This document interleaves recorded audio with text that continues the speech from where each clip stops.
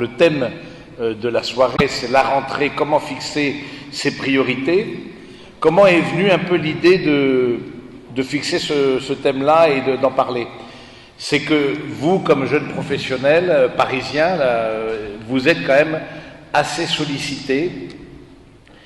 Et c'est vrai que la rentrée, c'est aussi un moment où on essaye de prendre un certain nombre de résolutions, même si on les tient pas toujours, mais d'essayer un peu parce qu'on le fait pas assez, parce que en fait, si on ne fixe pas les priorités, ce va être les autres qui vont les fixer pour nous.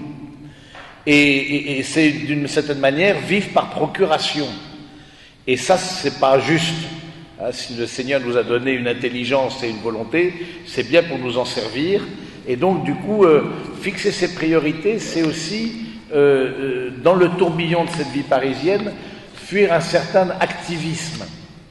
Et se poser la question, est-ce que cet activisme, parce que tous les soirs vous pouvez être occupé, tous les soirs vous pouvez être, il y a des conférences, des groupes de prière, sans compter les expositions, sans compter les dîners entre amis, sans compter les, etc. Et on voit qu'au fond on peut passer à côté de l'essentiel, que ce soit au plan de la relation, au plan familial, au plan spirituel, on peut passer à côté de l'essentiel parce que justement on est dans une forme de tourbillon. Et la vie parisienne s'y prête, parce qu'il y a beaucoup de choses et beaucoup de choses très intéressantes à faire. Et donc, du coup, on se dit, mais au fond, voilà, sachant que bien souvent, vous aurez choisi entre le bien et le bien. C'est entre des choses à la fois qui sont intéressantes, comme ça peut être une visite d'une exposition, comme ça peut être un repas entre amis, comme ça peut être une conférence, un groupe de prière, que sais-je. Vous aurez à choisir entre le bien et le bien. Tout ça, c'est des très excellentes choses. Donc, de se dire, au fond, où est-ce que je veux aller cette année, et la rentrée, c'est propice pour ça. Qu'est-ce qui me paraît important pour moi et qui me marque aussi un axe de conduite, etc. Et puis, c'est aussi lutter, parce qu'on sent bien qu'il peut y avoir chez les uns et les autres un peu la tentation de la peur de l'agenda vide. Voilà, il faut que je fasse des choses, sinon je vais louper, je vais passer à côté de quelque chose. J'ai peur de l'agenda vide. Et du coup, c'est bien souvent par angoisse que l'on se surcharge en termes de sortie, en termes d'activité, pour justement pas paraître par rapport aux autres inactifs. Et donc du coup, on veut vraiment montrer qu'on est à la page. Oui, on a vu la dernière expo, oui, on a vu ceci, oui, on a vu cela. Donc ça, en forme d'introduction, ça c'est l'introduction, je me suis dit, ça peut être intéressant de parler d'un thème comme ça, comment fixer ses priorités pour l'année. Mais avant de fixer des priorités, c'est la première partie, c'est relecture de l'année passée. Quand je dis l'année passée, j'entends de septembre 2013 jusqu'à septembre de cette année. Relecture. Qu'est-ce qu'on appelle la relecture? La relecture, c'est un mot qui est particulièrement employé chez les jésuites, dans la spiritualité ignatienne. Peut-être vous avez entendu parler, si vous avez fait votre prépa à Ginette, ou vous avez été dans une institution jésuite, ou de religieuses qui étaient de tradition ignatienne. Relire, c'est-à-dire que on relit sa vie. Alors on peut faire une relecture quotidienne, on peut faire une relecture mensuelle, on peut faire une relecture annuelle, le rythme mais relire, c'est-à-dire sous le regard aussi du Seigneur, mais déjà de voir un peu qu'est-ce que j'ai vécu. Pourquoi c'est important la relecture?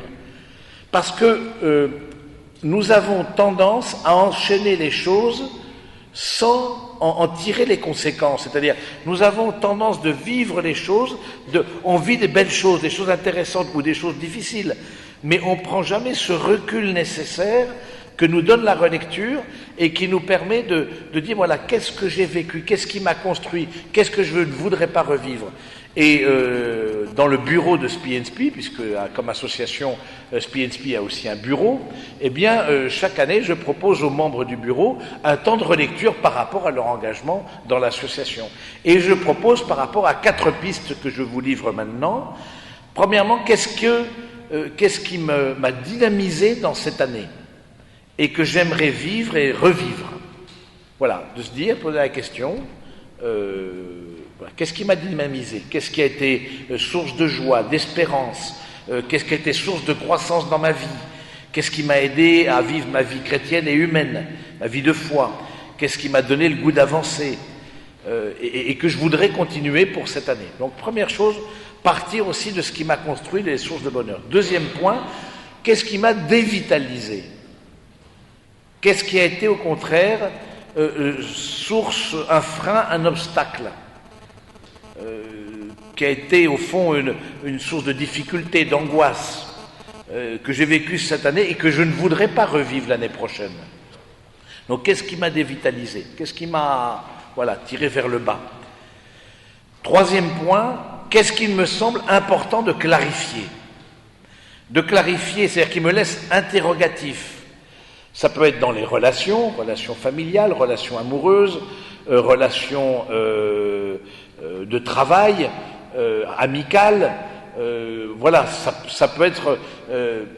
Il y a des choses qui ne me semblent pas claires et qu'il me semble important de clarifier parce que c'est flou. C'est quelque chose. C'est des questions que je porte qui reviennent souvent dans ma pensée et qui quelque part ne me laissent pas tranquille. Ils sont peut-être source d'anxiété, sont source de culpabilité ou source de Donc c'est troisième point, troisième clé pour faire sa relecture. Et quatrième clé, en se projetant dans l'avenir, qu'est-ce qui me dynamiserait? Donc le premier, c'est qu'on a vu ce qui, dans le passé, a été source de vie. Qu'est-ce qui m'a dévitalisé? Qu'est-ce qui est important de clarifier parce que c'est un peu flou, hein? Et qu'est-ce que j'aimerais vivre que je n'ai pas vécu, hein? Qu'est-ce que je ressens comme peut-être un manque ou un appel que je vois dans ma vie? Qu'est-ce que je pourrais mettre en œuvre et qui me donnerait davantage de bonheur dans ma vie et de bonheur autour de moi, hein? Et dans ce sens-là, comment est-ce que je vois aussi mes engagements? Voilà. Donc, premier temps, pour fixer de façon générale, quand vous avez un choix à faire, quel qu'il soit, professionnel, amical, amoureux, des choix à faire, premièrement, temps de relecture.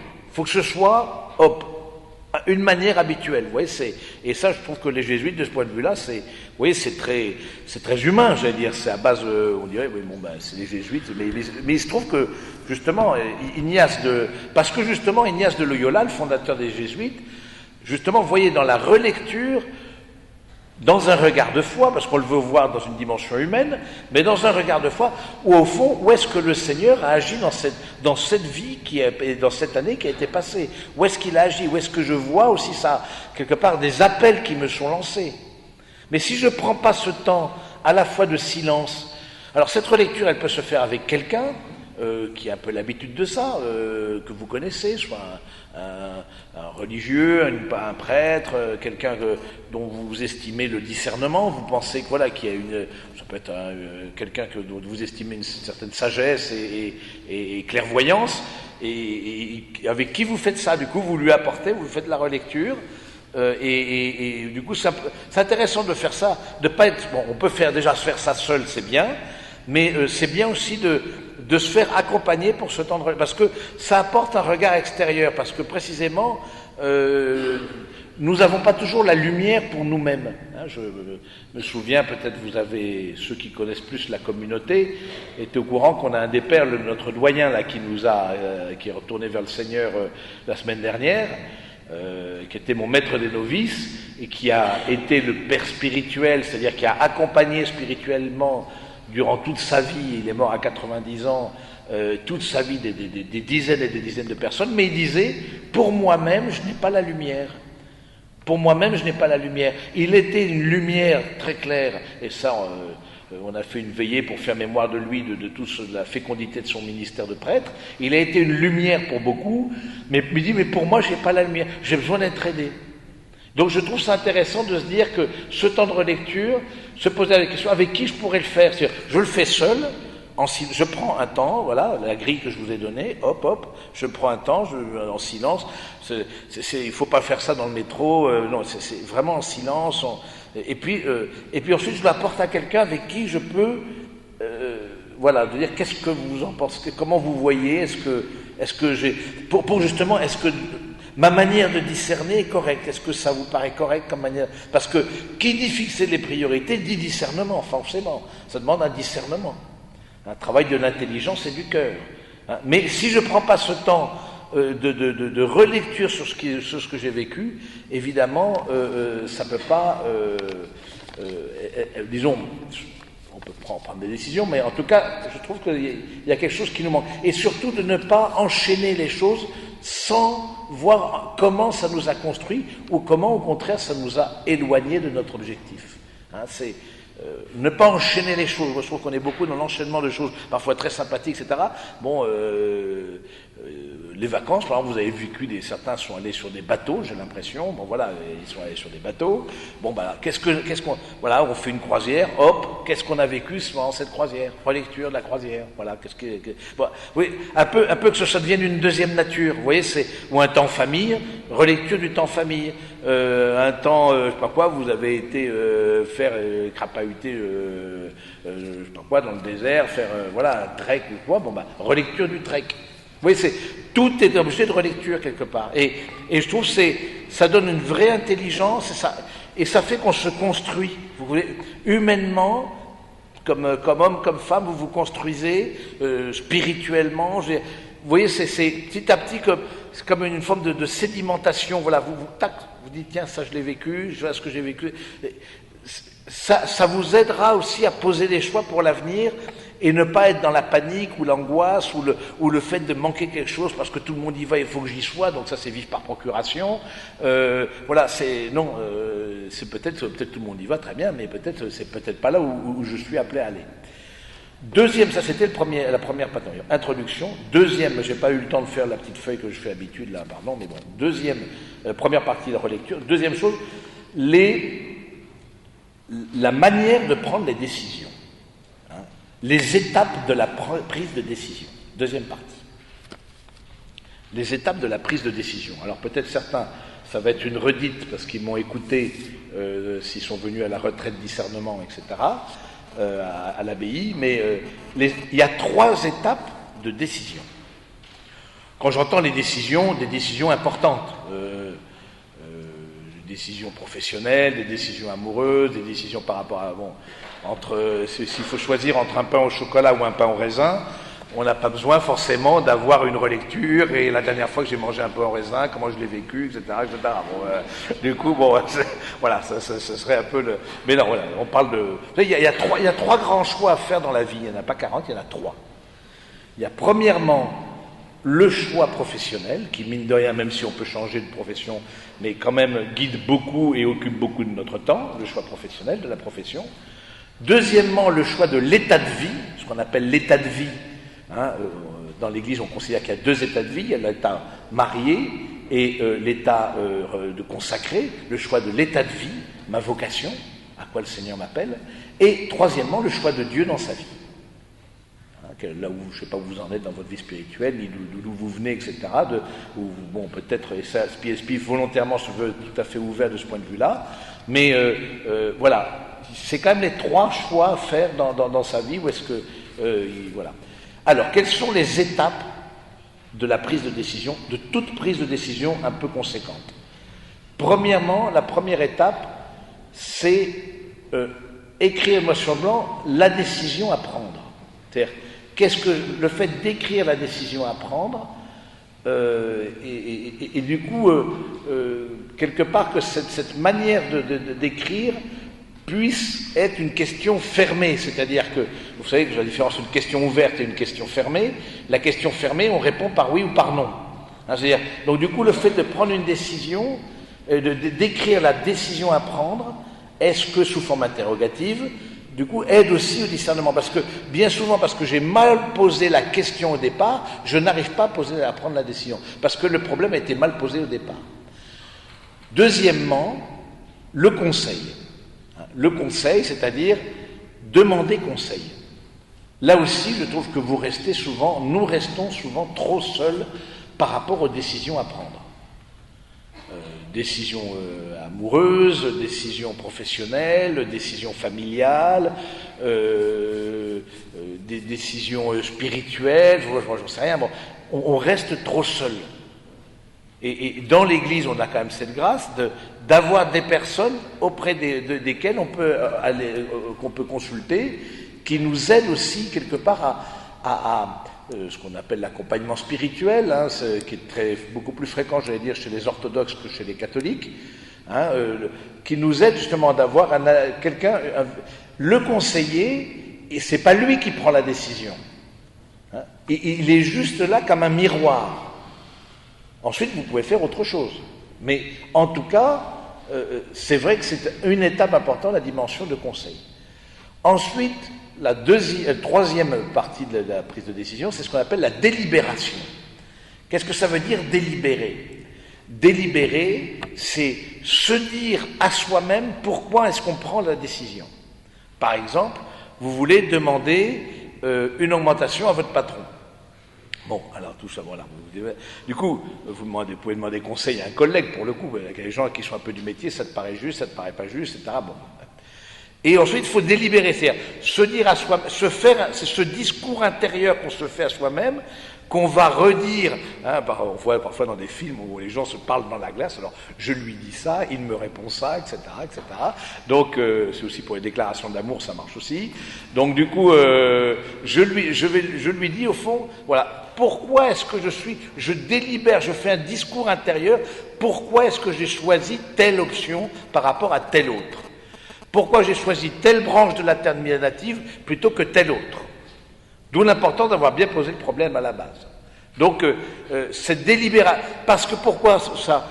Bien souvent, dans nos vies, on commence quelque chose et on arrête. Et pourquoi est-ce qu'on arrête? On est perdu, parce qu'on n'a pas eu cette étape de délibération. On ne s'est pas dit à soi-même pourquoi est-ce qu'on prenait telle la décision. On n'a pas eu cette étape intérieure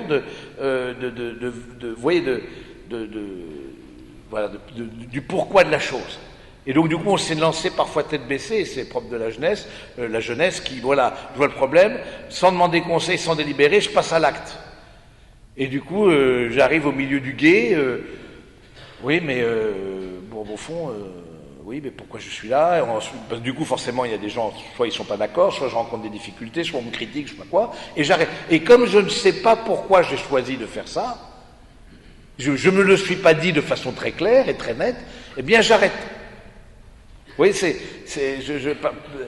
donc la délibération, c'est se dire à soi-même pourquoi est-ce que j'ai choisi cette carrière, pourquoi est-ce que j'ai choisi de commencer ou d'arrêter une relation amoureuse, pourquoi est-ce que j'ai choisi peut-être de prendre les moyens de grandir dans la vie de foi ou pas, parce que pourquoi est-ce que voilà, c'est ces aspects-là qui, à mon avis, au plan relationnel, pourquoi il me semble important peut-être de développer, voilà, bon, vous avez compris un peu l'idée de ça. Et puis, la quatrième étape de la prise de décision, c'est le passage à l'acte.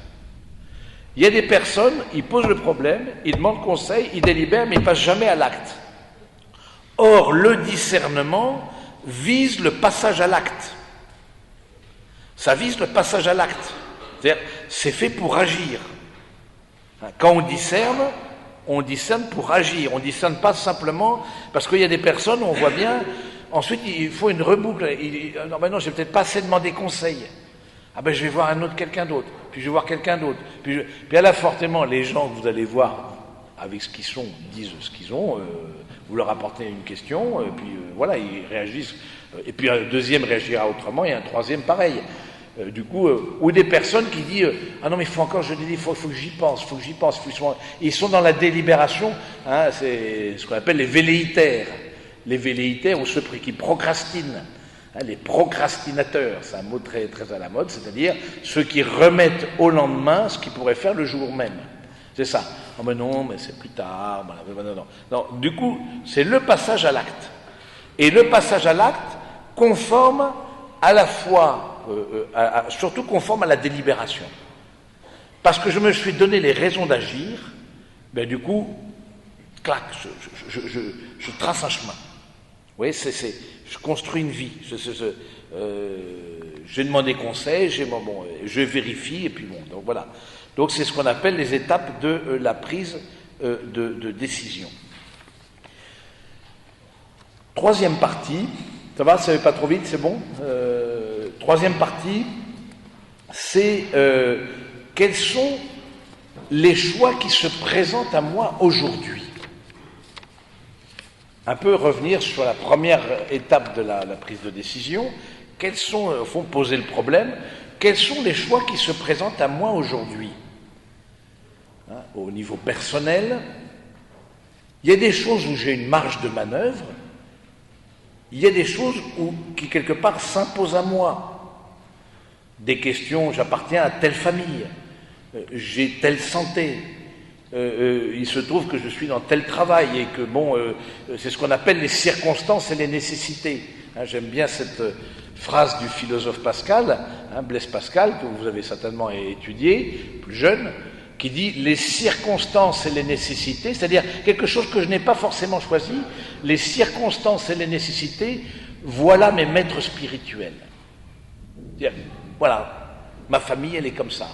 Je suis dans un état peut-être de célibat, j'aimerais tisser une relation amoureuse, mais bon, c'est vrai qu'il y a, comme je le disais dans un autre, il y a un peu un déficit de mecs en général, donc du coup, sur lesquels s'appuyer, etc. Bon, du coup, où ils sont vite pris, etc. Mais donc du coup, voilà, je vis ça. Je sais pas forcément. J'aimerais, voilà, mais bon, aujourd'hui. Là, je discutais avec une jeune femme là, ce week-end, 39 ans, elle me dit, voilà, je sais pas quoi faire, moi je veux fonder une famille, et puis j'ai 39 ans, vous comprenez? Oui, je comprends, oui, donc...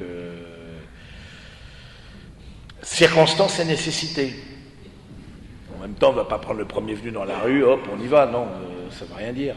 Donc, du coup, les circonstances, voilà, qu'est-ce que je vois dans ces circonstances? Qu'est-ce que tu fais avec ce que tu n'as pas choisi?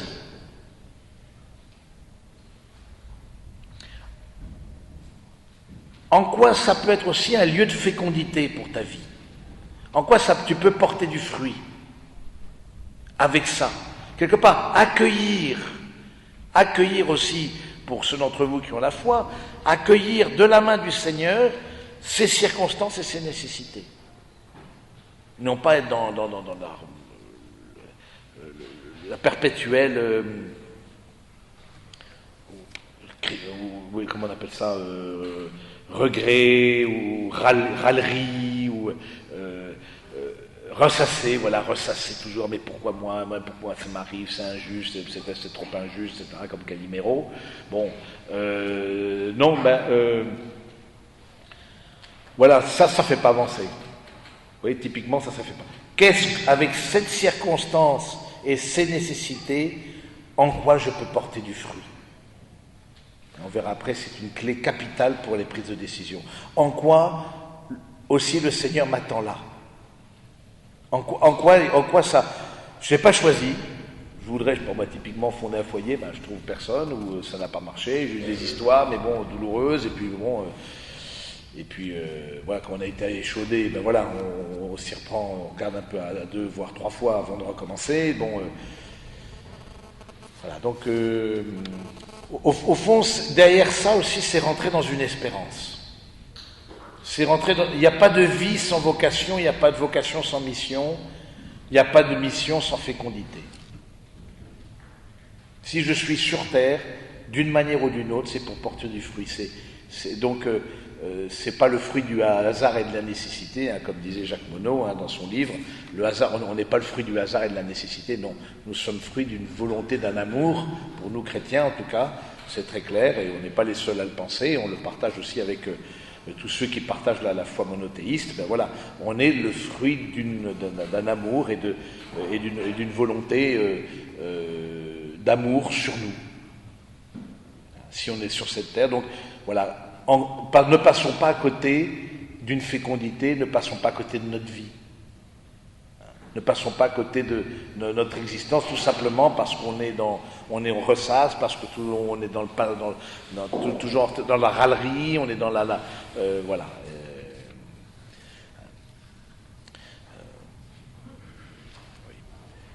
Donc, où est-ce que j'ai, au fond, quels sont mes lieux de choix, je vous disais, hein, donc quelle est ma marge de manœuvre, où est-ce que ça peut être dans ma vie professionnelle, ça peut être dans ma vie amicale, familiale, amoureuse, spirituelle. Je pense avec ça on a fait à peu près le tour. Bon, de loisirs aussi, la vie de loisirs. Tout ça, ça demande aussi un discernement. Et donc, je vois un peu plusieurs aspects où vous pouvez avoir une marge de manœuvre. Plusieurs aspects. Premièrement, l'aspect professionnel. Est-ce que je subis ou est-ce que je choisis mon travail? Alors, est-ce que... là, on va refaire l'année dernière, il y a eu quelque chose sur le travail, mais en fait, il y a eu une assemblée générale de l'association et l'une d'entre vous a dit, mais non, mais c'était pas... En fait, il a donné plus un témoignage, mais on s'attendait à autre chose. Donc peut-être on retravaillerait, parce qu'une fois sur deux, c'est moi, une fois sur deux, c'est un intervenant extérieur. Donc peut-être on retravaillera ce sens du travail de façon plus approfondie. Mais je trouve que là aussi, la dimension professionnelle, ne soyons pas des idéalistes. C'est vrai que vous avez des grands désirs, vous avez fait, vous êtes donné beaucoup dans les études, vous avez, bon voilà. Maintenant, je pense que demandez au travail ce qu'il peut vous donner. Hein, parfois, j'entends l'un ou l'autre qui me dit, mais non, je suis pas heureux dans mon travail. Beaucoup de jeunes professionnels, justement, qu'une forme de désillusion, hein, après les études, etc., penser quelque chose, bon, et du coup, parce qu'ils disent, mais ça n'a pas de sens, je ne trouve pas du sens, ou alors je me lasse, etc. Et il faut faire attention, au fond, à cette tentation qui consiste à dire, l'herbe du voisin est toujours plus verte. C'est-à-dire, je vais voir ailleurs. Et donc, du coup, mais quand je suis ailleurs, je dis, non, au fond, à mon travail, c'était, voilà. Accueillons aussi le travail comme une réalité limitée, comme une réalité juste humaine. Et qui dit humaine, dit frappée par la limite, forcément, et par les défauts des uns et des autres, de vos collègues, de vos boss, des personnes dont vous avez la responsabilité si vous êtes en hiérarchie. Hein, donc, du coup, c'est voilà, et de se dire qu'au fond, à travers le travail que vous avez choisi, pourquoi est-ce que je l'ai choisi? Oui, quand vient le moment un peu difficile dans nos vies, là je parle du travail, pourquoi est-ce que j'ai choisi ça? Est-ce que ça a été vraiment le fruit d'un choix? Ou est-ce que dans ma famille, de toute façon tout le monde faisait des grandes écoles, de toute façon on m'a dit ensuite c'est les cabinets de conseil, quelque part, jamais je me suis posé la question de pourquoi je faisais ça. Donc arrive la difficulté, je ne me sens pas vraiment à ma place, mais comme je n'ai pas eu ce temps de délibération, je suis un peu perdu parce que c'est, oui, au fond, pourquoi être là, et pourquoi faire ci, et pourquoi pas autre chose, et du coup on rentre dans une forme de confusion parce qu'on n'a jamais pris le temps de se dire quels étaient nos talents et en quoi on pouvait les mettre au plan professionnel au service des autres. Et donc du coup arrive le moment un peu difficile et qui arrive toujours dans la vie professionnelle parce que voilà, le patron il est comme ça, il est mal luné, ou parce que le travail à un moment donné on en fait un petit peu, on en fait le tour, forcément tout travail finalement on en fait le tour, sauf de prêtre on n'en fait pas le tour. Je dis ça peut-être c'était la page pub. Donc là ça c'est toujours nouveau, mais bon c'est pas le cas de tous c'est un travail un peu particulier, mais voilà de se dire voilà, au fond, pourquoi j'ai choisi ce travail-là? Pourquoi est-ce qu'il me rend heureux? Et puis de se poser la question de travail, on peut en changer aussi. Mais on n'en change pas parce que, tout simplement, on n'y trouve pas du sens, ou parce que... si je change, pourquoi est-ce que je change? Faites bien travailler, vous avez une bonne intelligence, faites travailler votre intelligence.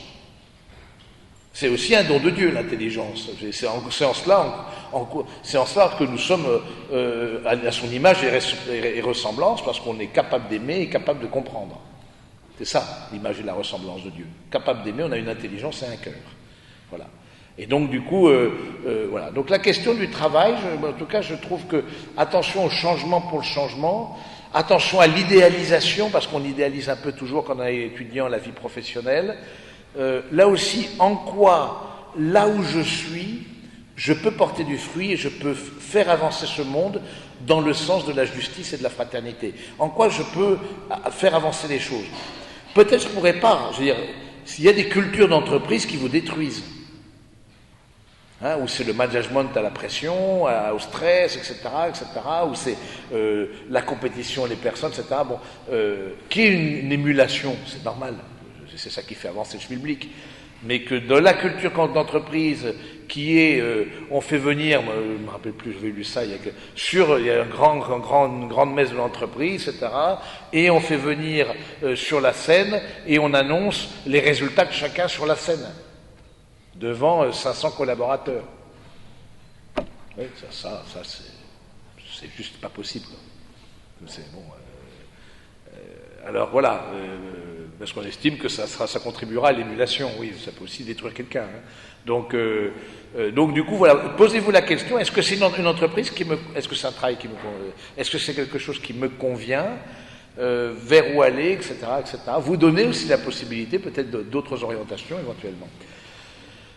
Deuxième aspect où vous avez une marge de manœuvre, c'est les relations. Et j'en distingue plusieurs. Premièrement, les relations amicales, l'amitié. Quelles sont les amitiés à développer, qui vous semblent à développer? Quelles sont les amitiés ou relations amicales qui vous semblent à arrêter, ou en tout cas, justement, c'est un peu flou, c'est pas à clarifier, parce que je sens que c'est pas tout à fait clair, parce que je sens toujours utilisé, parce que je sens que c'est toujours moi la bonne poire, parce que c'est un fille et garçon et je sens voilà qu'il y a un peu de dragouille là-dessous. Je sens que ça a clarifié en tout cas. Et que moi-même peut-être je suis pas au clair et donc voilà ça a clarifié. Les amitiés, on n'est pas obligé de les garder toute sa vie. Il n'y a pas des amitiés de toute la vie. Je veux dire, les amitiés, par définition, ça change, ça évolue. Parce que les gens partent, parce que les gens... il y a des amitiés qu'on garde, il y en a d'autres que l'on laisse de côté. Donc ça, je pense, de ce côté-là, il ne faut pas être... Maintenant, il faut faire attention de ne pas être injuste. Ça, j'y reviendrai de façon générale dans les relations. Ça veut dire quoi, injuste ? La définition de la justice, c'est rendre à chacun ce qui lui est dû. C'est ça la justice. Et on peut très bien être injuste en amitié, tout simplement en ne consacrant pas le temps nécessaire à l'amitié, parce que l'amitié demande du temps. Ce qui veut dire qu'on n'a pas 450 amis, sauf sur Facebook, mais ça c'est encore une autre réalité. Mais on peut être injuste en amitié. Parce que l'autre, ou alors, dès que je vais mal, alors là oui, je me rappelle de ma liste de contacts. Quelqu'un me disait, une telle que je connaissais, elle va très bien, on n'entend plus parler. Dès qu'elle a un coup de blues, etc., j'ai le droit à un coup de fil. C'est pas tout à fait juste. Si j'ai décidé qu'on avait une amitié, qu'on cheminait ensemble, et que voilà, ça s'entretient dans les moments favorables comme les moments plus difficiles. Idem, les relations amoureuses, peut-être, l'été aidant, la puissance du soleil et de la chaleur à développer dans vos êtres tout entiers des énergies à nul autre pareil. Et donc, du coup, vous avez peut-être commencé une relation amoureuse depuis l'année dernière, depuis septembre dernier, ou vous en avez peut-être terminé une. Ça peut aussi arriver, c'est des choses qui arrivent. Donc, mais de se dire, je peux être aussi injuste là, dans le sens où quelle est la vraie... Il y en a qui s'enferment à deux. Depuis que tu es avec un tel, on ne voit plus. Donc, on peut être injuste par le trop, par le pas assez. Quelque part, trop de temps, un côté trop fusionnel, par exemple, dans la relation amoureuse, qui fait que je me coupe plus ou moins des autres, fait que, du coup, les autres ont l'impression d'un certain pas assez, c'est peut-être juste. Relation familiale. Alors, je reviens à la relation amoureuse. Si vous voyez que cette histoire-là est amenée à durer, et j'allais dire que nous, comme chrétiens, on estime que, voilà, les relations amoureuses, c'est pas simplement pour ne pas être seul, c'est pas simplement pour avoir de la tendresse, des câlins, etc. C'est qu'il y a un avenir devant. C'est que c'est quelque part, en tout cas, on n'exclut pas la possibilité d'avoir un destin commun. C'est pas juste pour le fun. Et donc, du coup, de se dire aussi, est-ce que dans cette relation amoureuse, où est-ce que j'en suis de ce discernement? Les étapes du discernement, là, pour le coup, doivent se poser de façon très importante, mais ça devient quand même la priorité. Pas l'exclusivité, mais si je commence une relation amoureuse et qu'on estime, ben voilà, que on pense qu'on a un destin commun, on va, en tout cas, on se pose la question sérieusement, on l'exclut pas en tout cas, ben ça devient la priorité. Je dis ça parce que le petit copain, la petite copine n'est pas une amitié parmi les autres, c'est quand même une amitié très particulière. J'avais comme ça discuté avec un couple et lui se plaignait que sa douce amie, au fond, il avait l'impression d'être un ami parmi les autres. Et que dès que... c'est marrant, mais dès que elle rencontrait un garçon, etc., elle lui demandait, mais c'est quoi ton numéro de portable? Alors, si elle prenait un pot avec lui, etc., bon, alors elle disait, mais écoute, mais on est ensemble, on n'est pas ensemble voilà, ça devient une relation privilégiée. Donc je pense que c'est important de se dire qu'est-ce qu'on se met comme temps pour cheminer ensemble, et donc de façon privilégiée, approfondir. C'est quelque chose, justement, où on va donner du temps. On peut être injuste dans le trop, dans le sens où on est dans l'exclusivité, alors un peu, voilà, on est à fond dans la relation, on est, bon, ça c'est un peu les débuts, on est tout émoustillé, mais on peut être aussi dans le pas assez, dans le sens où on est bien simplement avec l'autre, mais on ne donne pas assez de son temps et assez de son énergie. Idem pour les relations familiales. Idem pour les relations familiales. Je dis ça parce que, là encore, il peut y avoir le trop ou le pas assez, mais je vais dire, soyez, je ne sais pas, vous en êtes de vos relations familiales, en tout cas, c'est peut-être une tentation, comme vous avez une autonomie financière, comme vous avez une autonomie de mouvement, vous êtes à Paris, peut-être votre famille n'habite pas Paris, et puis habite ailleurs, etc., etc. Bon, ben, du coup, voilà, vous dites, bon, vous laissez un peu les parents de côté, ou les grands-parents de côté, ou les frères et sœurs, etc. Bon, il faut faire, je veux dire, on peut être injuste avec ses parents, dans ce sens-là. On peut être injuste avec ses parents en ne donnant pas le temps qu'ils méritent. Et parce que, voilà, parce que soit ça me saoule, soit l'autre est compliqué, soit... Bon, mais il y a des personnes, malheureusement, dont il faut s'éloigner parce que c'est des personnes qui nous détruisent. Mais bon, grâce à Dieu, c'est pas le cas de toutes les familles. Mais parfois, il y a une forme d'égoïsme, et du coup, je vois pas que... il y a une dimension aussi de justice et une dimension dans les choix à faire, dans les priorités à poser. Où est-ce que j'en suis du lien avec ma famille? Au moins clarifier ça. Peut-être qu'il y a des choses à clarifier, justement. Et puis, dernier point, la relation avec le Seigneur. Pour ceux d'entre vous qui sont dans une démarche spirituelle, posez-vous la question, on peut être aussi injuste avec le Seigneur en ne lui donnant pas le temps qu'il mérite. Assez de temps justement pour me former dans ma vie spirituelle, me avancer. Et je trouve que ces rencontres que nous avons ont vraiment cet objectif de vous donner des clés aussi pour avancer dans votre vie et humaine et spirituelle. Ça va de pair, les deux, ça va de pair, c'est ensemble. Il ne faut jamais dissocier, c'est pas que spirituel, et puis que, voilà, on est une unité. Donc du coup, de se dire, voilà, dans ma vie spirituelle, en quoi je la prends en main, cette vie spirituelle, en quoi, peut-être aussi, il y a eu là aussi, souvent, moi j'étais aumônier d'étudiants, alors quand on est étudiant, autant vous dire que la vie spirituelle est de loin pas une priorité, certainement pas. Quand on est jeune pro, quand on commence une vie professionnelle, quand il y a fortiori on est en couple, etc., et donc plus ou moins se projette le mariage, voilà. Du coup, les questions de vie de foi, ça se pointe le bout de leur nez, et c'est bien, et de dire, voilà, où est-ce que j'en suis de cette relation-là? En quoi j'ai des choix à poser par rapport à ça? Qu'est-ce qui me permettra d'avancer? Donc, question concernant les relations. Un autre point, une autre partie, c'est la question de la fécondité et de la croissance. Je l'ai évoqué, la fécondité et la croissance. Quand on dit fécondité, quand on parle de fécondité, hein, je le dis aussi au couple, la seule fécondité dans un couple, c'est pas les enfants. C'est-à-dire, c'est pas soyez féconds et multipliez-vous, c'est pas dans ce sens-là où je vous invite, voilà, à propager l'espèce humaine, en tout cas pas tout de suite, mais c'est fécondité dans le sens de porter du fruit. Dans le sens que ma vie, j'ai des talents,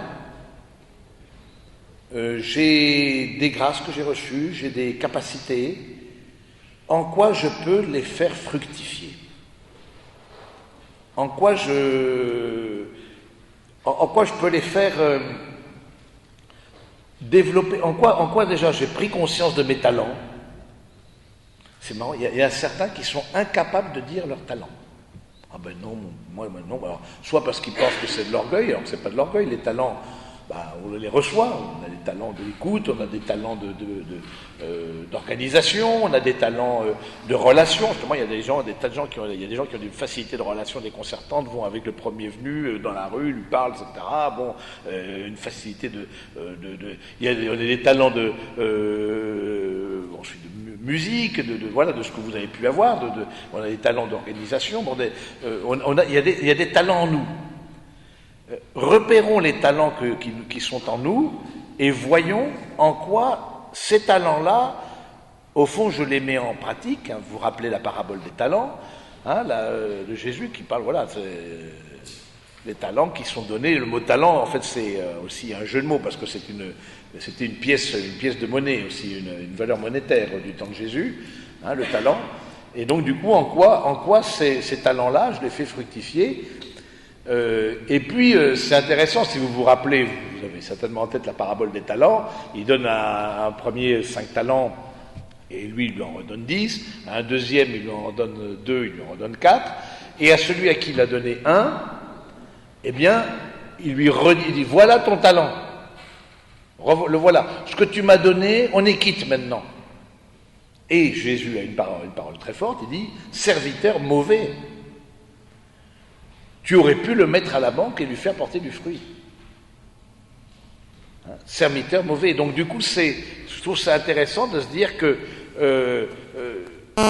les talents que l'on a, ils sont là aussi pour les faire fructifier. Pour être... Et le fait de poser des priorités dans sa vie, c'est repérer les talents, en quoi ça va être une source de fécondité. La vraie question de nos vies, c'est la fécondité de nos vies. C'est ça la vraie question de nos vies. En quoi, au terme de ma vie, je peux dire que vraiment j'ai porté du fruit. Et que ce que j'avais reçu, eh bien je l'ai démultiplié. Pour l'autre, pour moi-même, pour grandir. Du coup, qu'est-ce que je prends aussi comme décision, comme priorité, et où est-ce que je vois mes lieux de fécondité? C'est pas si facile à voir, mais bon, en même temps, parfois si, hein, je suis un peu de bon sens là. Où est-ce que je vois des lieux où je peux porter du fruit? Où est-ce que je vois où mes talents, je peux les exercer? Où est-ce que... Et c'est intéressant la réponse de celui à qui on n'avait donné qu'un seul talent. J'avais peur, j'ai eu peur, et je l'ai enterré. Voilà ton bien, on est quitte. Mais avec le Seigneur, on n'est jamais quitte, ça tombe mal. Donc, du coup, la fin de la parabole, vous la connaissez, un serviteur mauvais, etc. Il lui prend le temps, il lui donne à celui qui en a 10. Voilà. Car celui qui a recevra davantage, et celui qui n'a pas se fera enlever même ce qu'il a. Donc, la fin de la parabole est un peu raide, mais quelque part, la vie, c'est comme ça. Hein.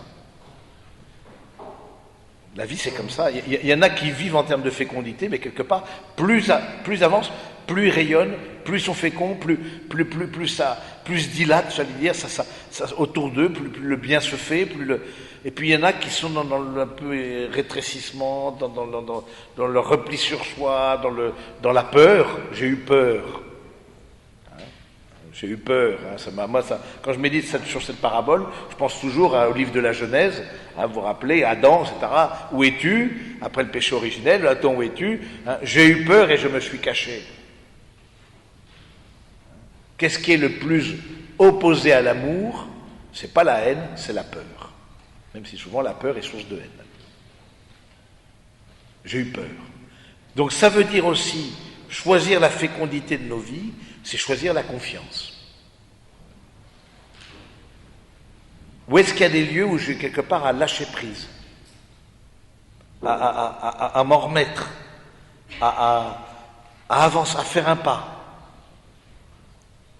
Relations professionnelles, relations amicales, amoureuses, spirituelles. Où est-ce que je peux, voilà, où je sens que je dois faire un pas, je dois quelque part devenir un homme, une femme debout, quoi.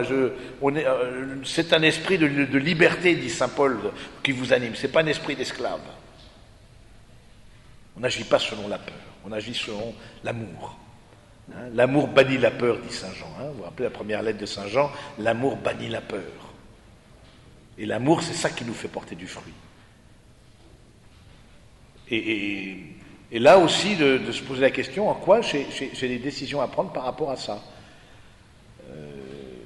Mais en même temps, discerner, parce que vous pouvez avoir beaucoup de demandes, parce que plus on rayonne, plus on a de demandes, forcément. Et donc, du coup,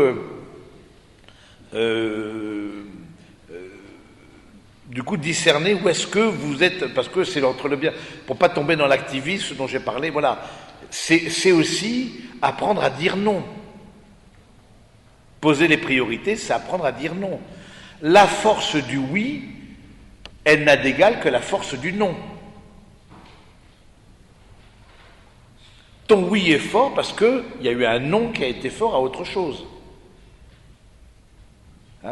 Dans toute vocation, dans tout appel, vous voyez dans la Bible, par exemple, dans tout appel, par exemple, Abraham, quitte ton pays et la maison de ton père, et va vers le pays que je t'indiquerai. Voilà, quitte. Dans toute vocation, vous pouvez prendre tous les récits de vocation, il y a cet aspect de quitter. Il y a quelque part à lâcher prise.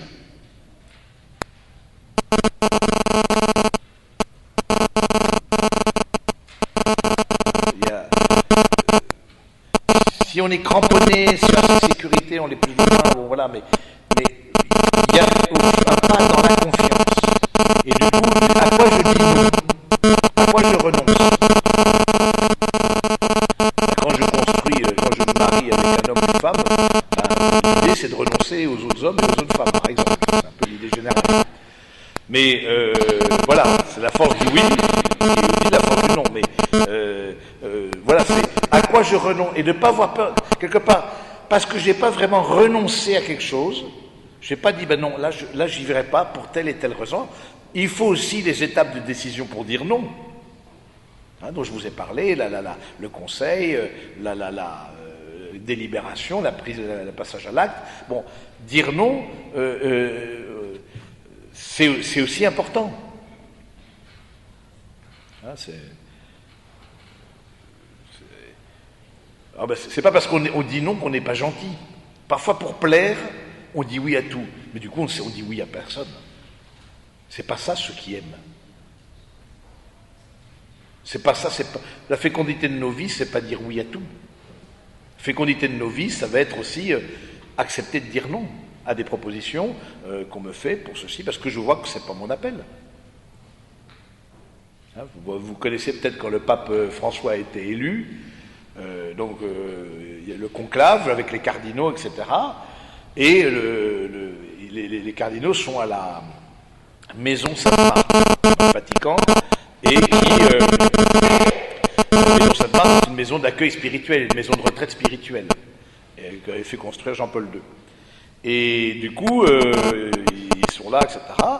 Et une fois qu'il a été élu, il dit, très Saint-Père, voilà, vous avez les appartements pontificaux, là où ont été les papes depuis que ça s'est construit, voilà. Et il dit, à l'intérieur de moi, j'ai entendu un grand non. Je n'irai pas. Et il a dit, je n'irai pas. Ce sera mon bureau. Alors il reçoit les chefs d'État, il reçoit les gens, etc. Ensuite, il revient à la maison Sainte-Marthe. Et il est resté, on lui a aménagé, je pense, un lieu, bon, il n'est pas dans un KGB, je suppose, même s'il aimerait bien, mais il est resté à la... justement, parce qu'il c'est un jésuite aussi, donc il a l'habitude de discerner. Le fait de poser ce nom a été très fort. Hein. Moi, ça m'a beaucoup marqué ce nom, parce que il dit au fond, les appartements pontificaux, c'est un entonnoir, mais dans l'autre sens. C'est-à-dire que pour y accéder, il faut passer par 40 personnes qui ont chacun un petit pouvoir, etc., qui jouent des coudes pour gérer l'agenda du pape et qui le pape va rencontrer. Et non, je veux être accessible à tous. Et de fait, elle continue d'accueillir des prêtres, des religieux, des religieuses, des laïcs qui viennent faire des temps spirituels et qui croisent le pape au repas dans le self. Donc voilà, c'est... vous voyez, le fait de dire non, et elle a dit, c'est un non qui était très fort, hein, parce que du coup tout le monde était un peu déstabilisé, parce qu'il faut aussi assurer sa sécurité, bon bref, mais toujours est-il que parfois dans nos vies, on a le désir de plaire, le désir de faire plaisir, nous rend pas service. Nous rend pas service. Alors, je ne dis pas qu'il faut déplaire et être foncièrement désagréable, mais ça ne nous rend pas service. Parce qu'on veut faire plaisir. Parce que, voilà, on veut, voilà. Et ça, je pense que de ce côté-là, choisir, c'est renoncer.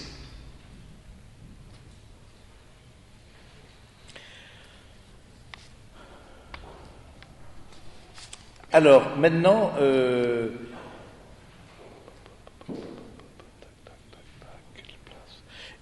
poser un autre point qui peut être aussi intéressant. Quelle est la place pour une vie cachée? Qu'est-ce que ça veut dire une vie cachée? Quelle est la place pour une vie plus, que j'appellerais contemplative? Plus de recueillement, plus de... Est-ce que tous les soirs de la semaine, je sors? Est-ce que tous les... Vous voyez, est-ce qu'il y a un moment donné où j'habite chez moi? Est-ce que j'ai des temps morts dans mon agenda? Mais qui ne sont pas des temps morts au fond, qui sont aussi des temps de... Je suis tout simplement chez moi. Est-ce que j'arrive à gérer la solitude? Ou est-ce que c'est cette peur de cette solitude qui me fait aller dans un activisme et des agendas de plus en plus remplis? Alors je vous propose un exercice pour terminer. On va prendre 5 minutes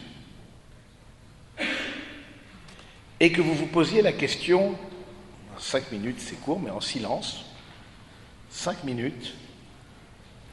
Premièrement, qu'est-ce qui a été source de vie dans l'année qui est passée? Deuxièmement, en fonction de ce que je vous ai dit, donnez une priorité, que ce soit au niveau relation, au niveau de la profession, au niveau de la fécondité, une priorité accessible. Pas un truc complètement, oui, il faut que je change tout de ma vie de A à Z. Non, ça ne va pas être possible. Donc, oui. Et troisièmement, à quoi je dois renoncer? Quel nom j'ai à dire? Alors, je vous propose de prendre 5 minutes en silence. Vous pourrez retravailler peut-être ça chez vous, et pour répondre à ces questions.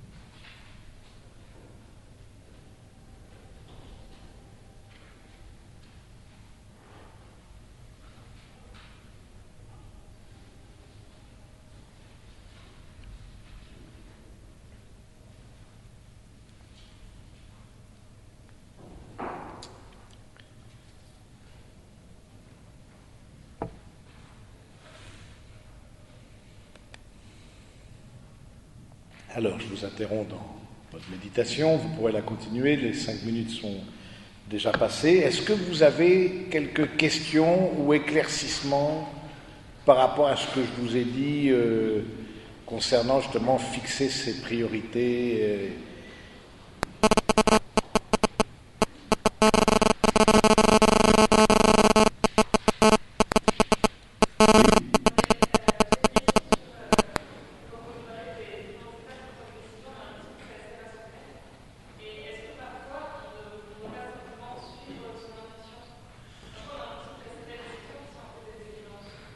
Alors, de suivre son intuition, oui. Oui, parce que bon, maintenant il y a des intelligences qui sont plus intuitives, d'autres qui sont plus méthodiques, etc. Simplement, il faut vérifier son intuition, parce qu'on peut avoir une mauvaise intuition. Et on a tous eu cette expérience-là de quelqu'un sur qui on pouvait compter. On a eu l'impression qu'il était super, parce que bon, c'est vrai que moi je suis assez rationnel de ce côté-là, je suis assez à faire beaucoup fonctionner, parce que nos sociétés sont très affectives. Elles travaillent beaucoup sur l'affectif, et l'affectif c'est surtout un lieu de manipulation. Et surtout, et parfois de culpabilisation, c'est pratiquement synonyme. Et donc, c'est bien aussi de savoir le cap. Alors, ça peut, en tout cas, de faire vérifier son intuition. Est-ce que ça vous paraît, j'ai l'intuition de la faire vérifier.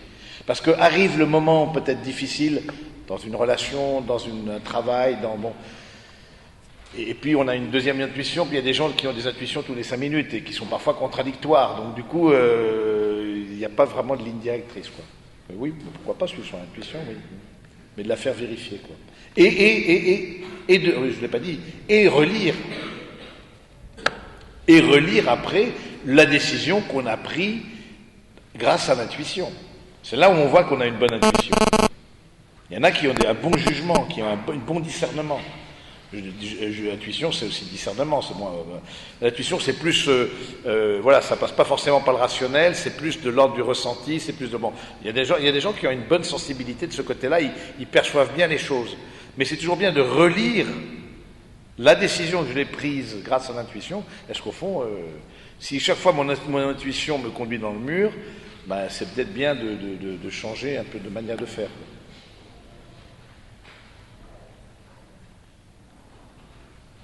Oui. La phase de délibération, est-ce la phase où il faut se poser le pour et le contre? Oui, la phase de délibération, c'est la phase où on peut se poser le pour et le contre, oui.